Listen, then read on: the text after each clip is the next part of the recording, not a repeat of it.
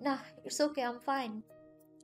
অমনি জুতার ভেতরে পাথরের টুকরো ঠুকতেই সেখানে চাপ লাগাতেই ব্যথায় মুখ দিয়ে আউ শব্দটা বেরিয়ে আসলো। উনি থমকে দাঁড়িয়ে পিছনে ফিরলেন, ভ্রু কুঁচকে ব্যঙ্গস্বরে বললেন, এখন ব্যথা পেয়ে কাঁদো কেন? এখনো বলো it's okay I am fine. আমি নাক মুখ কুঁচকে বললাম, it's okay, I am fine. উনি 2 কদম এগিয়ে এসে আমার সামনাসামনি দাঁড়ালো। আরেকটা কথা বলবে মেয়ে তুমি, একদম মুখটা সেলাই করে দেব।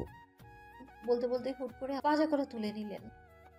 আমি অবাক হয়ে হাঁ করে তাকিয়ে আছি তার মুখের দিকে। ওনার মুখে মশা যাবে, আর এভাবে হাঁ করে থাকতে হবে না, পথ চলতে সমস্যা হয়। কথা শুনে আমি ভ্রু কুঁচকে সামনের দিকে তাকিয়ে বললাম, না মানে আমি হেঁটেই যেতে পারবো। এইসব ব্যথা আমার কিছুই করার ক্ষমতা রাখে না। এর চেয়েও আরো বহু গুণ বেশি ব্যথা আমি পেয়েছি। আমি তোমাকে মানাবো না, কি করতে পারো করো, আর বেশি তাড়ামি করলে ঠাস করে ফেলে দেবো, মাইন্ড ইট। ওনার ধমক শুনে আমি চুপ করে গেলাম। নাকি ভীষণ সুন্দর একটা স্মেল পাচ্ছি। এটা যে নেতা মশাইয়ের গায়ে থেকে আসছে সেটা বোঝার আর বাকি রইল না। আমি আনমনেই ওনার আর একটু বুক ঘেঁষে রইলাম। কেন জানি এভাবে থাকতে বেশি ভালো লাগছে। এই, একদম আমার বুকে মাথা রাখবেন আমি স্পুন না। আমি কিন্তু একেবারে পিওর ভার্জিন, আমার ভার্জিনিটির অপমান করবে না। ওনার এমন কথায় চমকে ওঠা থেকে বেশি অবাক হলাম। বলে কি উনি? বুকে মাথা রাখলে ভার্জিনিটিকে অপমান করা হবে? বাপের জন্মে তো এমন কথা শুনিনি আমি। বুকে মাথা রাখলে ভার্জিনিটির অপমান হবে? আর এত রাতে একা একটা মেয়েকে কোলে চাপিয়ে সারা জঙ্গল হাঁটছেন, তখন কিছু হচ্ছে না? উনি আর চোখে আমার দিকে তাকিয়ে বলল, ইউ নো না মিস পূর্ণা, আমি মানব দরদি, মানুষকে সাহায্য করছি। বিড়বিড় করে বলে উঠলাম, আইসে আমার মানবতার ফেরিওয়ালা। ইয়েস মিস, আমার বুক একমাত্র আমার বউয়ের জন্য, আপনার মতো আজাইরা পাবলিকের জন্য। কি? আমি আজাইরা পাবলিক? তা নয়তো কি? বলেই ঠোঁট কামড়ে হাসলো। এবার আমার বেশ ইগোতে লাগলো। ওনার দিকে আরো চেপে বুকে মাথা রেখে বললাম, নেন, রাখলাম মাথা, দেখি কি করতে পারেন আপনি। আপনি যেমন আমার অনুমতি ছাড়া কোলে নিলেন, ঠিক তেমনি ভাবে আমিও আপনার ভার্জিনিটিতে আঘাত দিলাম। দেখি এবার কি করতে পারেন আপনি। আমাদের কি পূর্ণাকে এভাবে জঙ্গলে ফেলে আসা উচিত হয়েছে? মিনিট 15 হয়েছে তারা বাসে উঠেছে, কিন্তু ইলমি এই প্রশ্ন মনে হয় 300 বার অলরেডি করে ফেলেছে। রুদ্র ভ্রুকুসকে বলল, পূর্ণা নিরাপদেই আছে, আমার ভাইয়ের সাথে আছে, তোমাকে এত চিন্তা করতে হবে না, ইডিয়েট। ইলমির শরীরটা খুব একটা ভালো লাগছে না, তাই সে আর কথা না বাড়িয়ে বাসের জানালায় মাথা এলিয়ে দেয়। বাসের ঝাঁকিতে বারবার ওর মাথা গিয়ে জানালায় লাগছে, তাই রুদ্র ইলমির মাথাটা নিজের কাঁধের উপর রেখে শান্ত দৃষ্টিতে বাইরে তাকালো। মেয়েটা বড্ড বাচ্চা স্বভাবের, ভেতরে কোনো জটিলতা নেই। সাংবাদিক হয়েও এত সহজ সরল কিভাবে হতে পারে সেটা রুদ্র ভেবে পায় না। চাচা, ও ফরিদ চাচা, দেখা যান জংলার ভিডিওতে একটা মায়া আর একটা পোলা আসতেছে, ওই চাচা।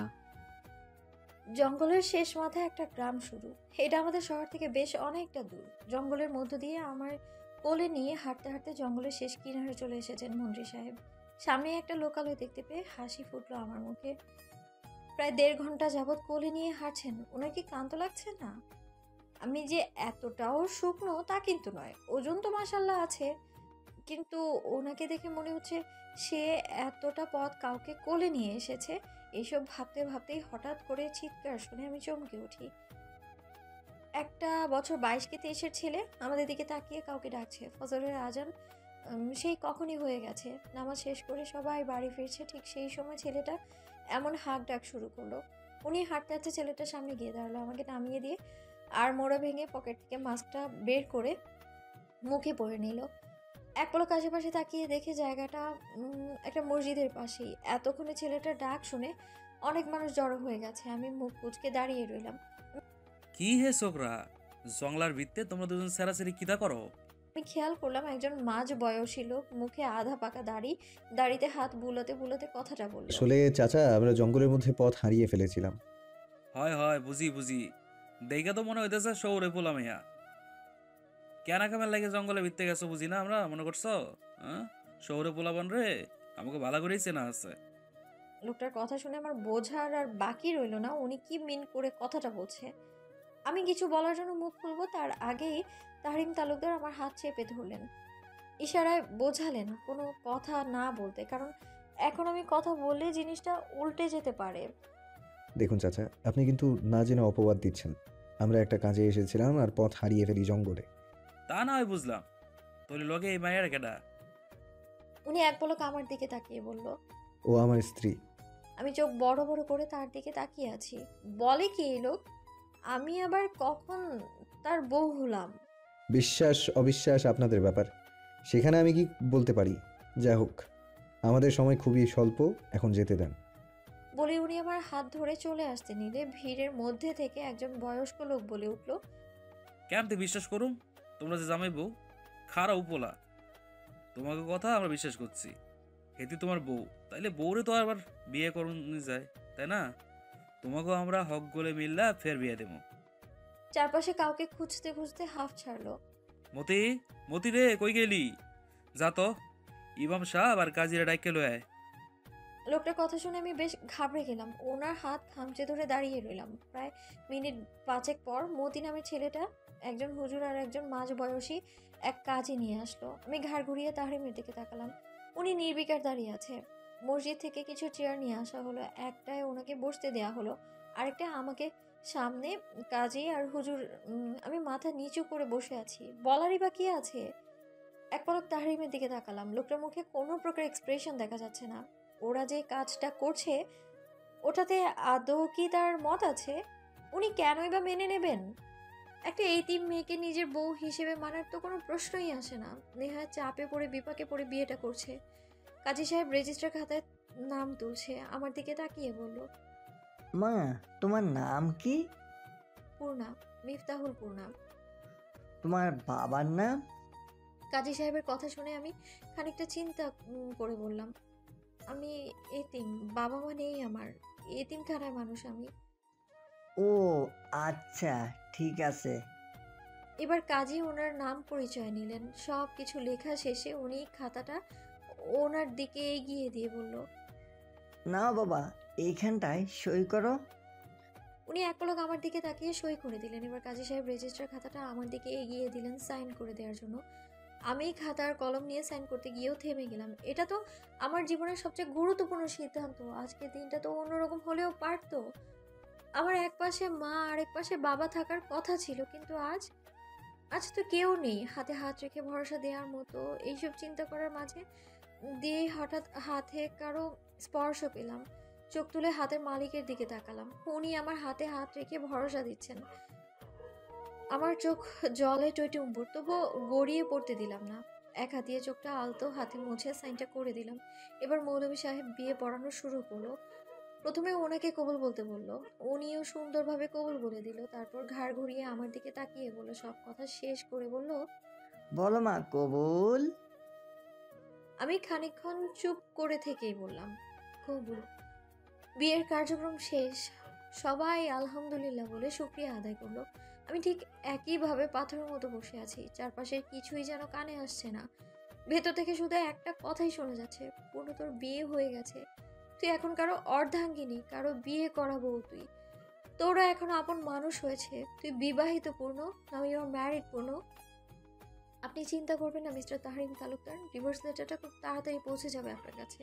খুব ধীরে ধীরে কথা বলে পুনরায় বাসের জানালায় মাথা ঠেকালাম। এক দৃষ্টিতে বাইরের দিকে তাকিয়ে আছি।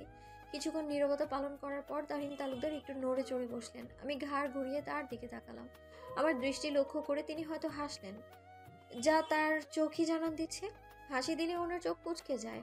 ফর্সা মুখে কেন জানি না এই জিনিসটা ভীষণ ভালো লাগে। উনি হাসলে ভীষণ সুন্দর লাগে ওনাকে। হাসি তো ওনার মুখের বাঁকা দাঁতটা দেখতেও বেশ লাগে। আমাকে পর্যবেক্ষণ করা শেষ হলে বলবে, কেমন? আমি হকচকিয়ে উঠলাম। দ্রুত চোখ সরিয়ে পাশ ফিরে তাকালাম। আচ্ছা, এটা হবে। আমাকে পর্যবেক্ষণ করা শেষ হলে বলবে, কেমন? বুঝলে পূর্ণা, আমি আরো ভেবেছিলাম তুমি সো কল্ড কমন ডায়লগ বলবে যে, না আমি এই বিয়ে মানি না, আপনি আমার জীবনটাকে কেন নষ্ট করলেন মন্ত্রী সাহেব, কি দোষ করেছিলাম আমি, আপনি কেন বিয়েটা করলেন, ইত্যাদি ইত্যাদি। ওনার কথাগুলো বাংলা সিনেমার নায়িকার অভিনয় থেকে কম কিছু ছিল না। বেশ নাকি স্বরে কথাগুলো বললেন। আমি আর চোখে ওনার দিকে তাকিয়ে ফিক করে হেসে দিলাম। বাহ, আপনার তো দারুণ প্রতিভা মন্ত্রী তাহরিম তালুকদার। অভিনয় তো বেশ দক্ষ আপনি। আগে কি কোনো থিয়েটারে অভিনয় করেছেন নাকি? অভিনয় করতে হলে থিয়েটারে কাজ করতে হবে, এমন কি কোনো কথা লেখা আছে মিস পূর্ণ? না, সেটা নেই। তবে যাই হোক, আমি এতটাও অবুঝ নই মিস্টার তারিম তালুকদার। আমি পরিস্থিতি বুঝি। এখানে না আপনার দোষ আছে আর না আমার। এটা সবটাই পরিস্থিতি। আর আমাদের বিয়ে হয়েছে এটা তো আমরা দুজন ছাড়া বাকি কেউই জানে না। তাহলে তো কোনো সমস্যাই নেই। আপনি আপনার মতো থাকবেন, আমি আমার মতো। আর সময় হলে ডিভোর্স পেপারে সাইন করে সব মিটিয়ে নিলেই তো হয়ে যাবে। সেটাই, যেটা হবে সেটা সময়ই দেখিয়ে দেবে। আমার কথা শুনে তাহরিম তালুকদার কিছু একটা ভেবে বলল। বেশ রহস্যময়ভাবে কথাটা বলে উঠলেন উনি। আপনার ফোনটা দেওয়া যাবে? আমার ফোনে চার্জ নেই। উনি কিছু না বলে আমাকে নিজের ফোন এগিয়ে দিল। আমি ফোনটা নিয়ে ইলোর নাম্বারে কল করলাম। ওর নাম্বারটা আমার মুখস্থ, তাই বেশি বেগ পেতে হয়নি। দুবার কল করলাম কিন্তু দুবারই বন্ধ বলছে, তাই মনটা খারাপ হয়ে গেল। ওনার ফোনটা ওনাকে ফিরিয়ে দিয়ে বললাম, কি হয়েছে, হঠাৎ মুখটা এমন করে ফেললে কেন? কাল রাত থেকে ইলুটার কোনো খোঁজ নেই। কোথায় আছে, কেমন আছে, কিছুই জানি না। ও, এই ব্যাপার। চিন্তা করো না, ও ভালো আছে। আর ওর সাথে আমার চাচাতো ভাই আছে, ও ইলমিকে দেখে রাখবে। আমি আর কিছু না ভেবে মাথাটা আবারও জানালায় ঠেকালাম। সারা রাত দৌড়াদৌড়ির ফলে শরীর বেশ ক্লান্ত। বাসায় ফিরে একটা লম্বা শাওয়ার নিয়ে ঘুমোতে হবে। কখন যে চোখটা লেগে এলো বুঝতেই পারলাম না। তাহরিম এক পলক পূর্ণার দিকে তাকিয়ে পকেট থেকে ফোন বের করে কারো নাম্বার ডায়াল করলো। ওয়ালাইকুম আসসালাম। তোমাকে যে কাজটা দিয়েছিলাম সেটা ঠিক মতো করো, আর কাক পক্ষীও যেন টের না পায়, কথাটা মাথায় রেখো। তারিম প্রথম কথাটা জোরে বললেও শেষ কথাগুলো ভীষণ আস্তে বলল। ঠিক আছে, রাখছি, এই বিষয়ে পরে কথা হবে। বলেই ফোনটা কেটে দিল। ফোনের দিকে তাকিয়েই রহস্যময়ভাবে হেসে বলল, দেখা যাক কি হয়, কি আছে সামনে। প্রায় 4 ঘন্টা জার্নি করে বাসে এসে পৌঁছলো ঢাকা বাস স্ট্যান্ডে। তাহরিম আগে নেমে পড়লো, তার পেছনে আমি নামলাম। দুজনই রিক্সার জন্য দাঁড়িয়ে আছি। হঠাৎ তাহরিমের ফোনে কল আসায় সে আমার দিকে এক পলক তাকিয়ে কলটা কানে ধরলো। আমি আর চোখে একবার তার দিকে তাকিয়ে চোখ ঘুরিয়ে অন্যদিকে তাকালাম। উনি একটু দূরে গিয়ে কথা বলে 2 মিনিটের মাথায় আবারও আসলেন ফিরে। একটু ওয়েট করো, কুশন গাড়ি নিয়ে চলে আসবে। আমি একটু ভ্রু কুঁচকে বললাম, কুশনকে? আমার সাথে যে সবসময় থাকে, আমার অ্যাসিস্ট্যান্ট। সেই ক্যাবলাকান্তটা? আমার কথা শুনি উনি বেশ শব্দ করে হেসে বললেন, ভালো নাম দিয়েছো তো। শুনেন, আমি রিক্সা নিয়ে চলে যাই, আপনি আপনার গাড়ি আসলে যাবেন না। উনি আমার দিকে ভ্রু বাঁকিয়ে বললেন, এত দূর যেহেতু এসেছি সেহেতু বাড়ি পর্যন্ত আমি এগিয়ে দিয়ে আসবো, সো চুপ করে দাঁড়িয়ে ওয়েট করো। আমি কিছু বললাম না, কারণ কিছু বলে আদৌ লাভ নেই, সেটা খুব ভালো করেই জানা আছে আমার। আমি ব্যাগ থেকে ফোনটা বের করে অন করতে চেষ্টা করলাম, কিন্তু অন হচ্ছে না, তাই আবারও ব্যাগে রেখে দিলাম। প্রায় 10 মিনিটের মাথায় একটা কালো রঙের গাড়ি এসে দাঁড়ালো আমাদের সামনে। সামনের সিট থেকে একটা ছেলে, ওই ক্যাবলাকান্ত বেরিয়ে এলো। গুড মর্নিং ভাই। Good morning cushion. ভাই একটা আর্জেন্ট নিউজ আছে। উনি গাড়ির দরজা খুলে আমাকে ইশারা করলেন গিয়ে বসতে। আমি গিয়ে বসতেই উনিও সিটে বসতে বসতে বললেন, গাড়িতে বসে কথা বলো কুশন। কুসুম গাড়ির সামনের সিটে বসে ডোর লক করে বলতে লাগলো, আসলে ভাই কে বা কারা কাজটা করেছে সেটা বলতে পারছি না, তবে আপনার বিয়ের খবরটা পুরো শহরে ছড়িয়ে পড়েছে। বলেই কুসুম চুপ করে গেল। এতক্ষণ এদের কথায় আমি তেমন একটা পাত্তা না দিলেও এবার আমি বেশ চমকে উঠি। কি বলে, কিভাবে সম্ভব? কি বলছো কি ক্যাবলাকান্ত, কুসুম? এটা কি করে সম্ভব? আমাদের তো ওখানে কেউ চিনতো না। তাহলে? আমার কথা শুনে কুসুম লুকিং মিরর দিয়ে আমার দিকে তাকিয়ে বলল, আসলে ম্যাম কে বা কারা করেছে সেটা তো এখনো জানি না, বের করতে পারিনি। তবে সকাল থেকে সকল নিউজ চ্যানেলে সকল খবরের হেডলাইন হয়ে গেছে আপনার আর ভাইয়ের বিয়ের খবর। ইনফ্যাক্ট এরা এটাও বলছে যে আপনার সাথে নাকি ভাই গোপনে প্রেম করেছিল এবং আপনারা কাউকে না জানিয়ে লুকিয়ে বিয়ে করে সংসার করছেন। হোয়াট? বানিয়ে বানিয়ে নিউজ বানালেই হলো নাকি? এই প্রথম মিডিয়ার লোকদের উপর আমার চরমভাবে রাগ উঠছে। কি সব উল্টাপাল্টা কথা বলছে। হঠাৎ তাহরিম তালুকদার বলে উঠল, ভাগ্যিস সংসার পর্যন্ত টিকে আছে। যদি বলতো গোপনে বাচ্চাও আছে 3-4টা, তাহলে তো আমার ভার্জিনিটির অপমান হতো। এই টেনশনের সময় ওনার এমন আজাইরা কথা শুনে আমার যেন গাটা জ্বলে উঠল একদম। আমি রাগান্বিত চোখে তার দিকে তাকাতেই উনি ইনোসেন্ট মুখ করে মোবাইল গুতানো শুরু করলো, যেন এই মুহূর্তে উনি কিছুই বলেননি। হঠাৎ ওনার ফোন আসায় উনি ফোনের স্ক্রিনে তাকিয়ে মুচকি হাসলেন। ফোনটা লাউড স্পিকারে দিয়ে বললেন, hello my dear father, WhatsApp boy. তোর হোয়াটসঅ্যাপ আর ইমো অ্যাপের গোষ্ঠীর ষষ্ঠী পূজা করব। আয় তুই বাড়িতে, বেয়াদব ছেলে। তুই বিয়ে করবি একবার জানালি না পর্যন্ত। আরে আরে মিস্টার তাপস তালুকদার, রেগে যাচ্ছেন কেন? আমি তো আছি। হ্যাঁ হ্যাঁ আসেন, আপনার জন্যই অপেক্ষা করতেছি। আসেন, আমি আপনার মা আর তানজিমা অপেক্ষা করতেছি। আপনার বাড়ির সামনে একদল জার্নালিস্ট আছেন, তারাও অপেক্ষা করছে। আসেন আপনি মন্ত্রী সাহেব। জি, জার্নালিস্ট? সেই সকাল থেকে ওনারা গেটের সামনে দাঁড়িয়ে আছে। আপনি তাড়াতাড়ি আসেন, আর সাথে তালুকদার বাড়ির বড় বউকে নিয়ে আসবেন। তালুকদার বাড়িতে কোনো কাপুরুষের জায়গা হতে পারে না, তাই বীরের বেশে বউকে সাথে নিয়ে আসবেন। ওনার বাবার কথা শুনে আমার দিকে তাকিয়ে মুচকি হেসে বললেন, কিউ নো না বাবা, আমি কাপুরুষ নই, তাই বীর বেশে আমার বউকে আমি নিয়েই আসব। রাখি এখন, আর 10 মিনিট লাগবে। আসেন। উনি ফোন রেখে আমার দিকে তাকিয়ে বলল, দেখলে তো বাবা কি বলল? আমি তোমাকে তোমার শ্বশুর বাড়িতে নিয়ে যাব, আই মিন তালুকদার বাড়িতে। আমি আর যাই হোক পুরুষ পদবিটা পেতে চাই না। কিন্তু কোনো কিন্তু না, তুমি এখন আমার সাথে যাবে, ব্যাস। প্রায় 10 মিনিটের মাথায় গাড়ি গিয়ে থামলো তালুকদার বাড়ির সামনে। গাড়ি থামতেই উনি গাড়ি থেকে নেমে আমার হাত ধরে বের করে আনলেন। আমরা বের হতেই আমাদের জেকে ধরলো একদল জার্নালিস্ট। তহরিম তালুকদার, আপনি কি সত্যি বিয়ে করেছেন? যদি করে থাকেন তাহলে লুকিয়ে কেন? আপনি কি কোনো কারণে আমাদের জানাতে চাচ্ছিলেন না? তবে কারণটা কি? সাথে যিনি রয়েছেন উনি কি আপনার ওয়াইফ? গাড়ি থেকে নামা মাত্রই এক ঝাঁক সাংবাদিক এসে জড়ো হলো আমাদের সামনে। তাদের হাজারটা প্রশ্নে আমি মনে হচ্ছে তলিয়ে যাচ্ছি। আমি তাকিয়ে আছি, উনি তাদের কি উত্তর দেয় তা শোনার অপেক্ষায়। আপনারা আস্তে ধীরে প্রশ্ন করুন, আমি সবার সব প্রশ্নের উত্তর দিব। উনি কথাটা বলা মাত্র পেছন থেকে একজন জার্নালিস্ট প্রশ্ন করলো, আপনি কি সত্যিই বিয়ে করেছেন মন্ত্রী তাহরিম তালুকদার? উনি মুচকি হেসে আমার হাত ধরে খানিকটা উঁচু করে বললেন, জি, আমি বিয়ে করেছি, এবং এই যে মেয়েটাকে দেখছেন সে আমার বিবাহিত স্ত্রী মিফতাহুল পূর্ণা।